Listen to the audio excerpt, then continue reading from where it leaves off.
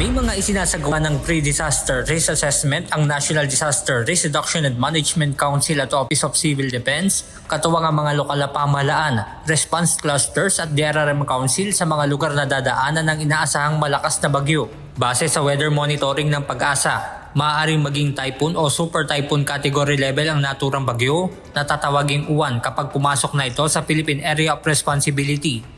Ayon kay OCD spokesperson Juni Castillo, dahil sa malawak ang diametro ng bagyo, kinakailangan ng paghahanda ng maraming lugar.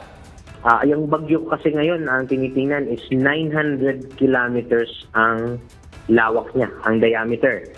So ibig sabihin, kahit malayo pa po yung mata ng bagyo, yung kalahati niya na 400 kilometers ay pwede nang tumama sa lupa. Kaya yun yung mga lugar na yon ang dapat nating abangan pagka meron ng latest na forecast ng Pag-asa. Ano ba ang mga lugar na ito? Saan, kailan, at gaano katindi yung mararanasang ulan at bagyo? Ayon pa sa tagapagsalita ng OCD, mananatili na rin ang red alert status na inisyu ng OCD patungkol sa pagtama ng bagyong Tino. Naka-red alert status na tayo, hindi na natin ito ibinaba. Tuloy-tuloy na po ang red alert status ng NDRRM Operations Center natin.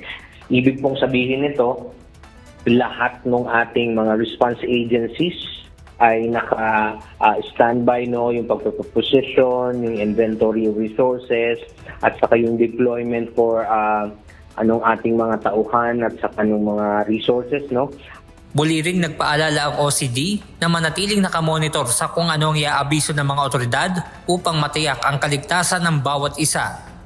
Unang-una po, wag po sana nating basehan yung historical basis ika nga, may mga lugar po tayo na hindi naman binabaha noon, binabaha na ngayon. May mga lugar po, di ba, na hindi ganun katindi ang mga nararanasang mga pagbaha, pag-ulan o mga pagguho. Pero ngayon, ay may nangyayari na pong ganito. Alamin kung yung lugar ninyo, ano ba ang mga bantang panganib na nandun kung nasaan kayo. Benedict Samson, UNTV News and Rescue. Diyos ang aming sandigan, serbisyo publiko ang aming pinahahalagahan.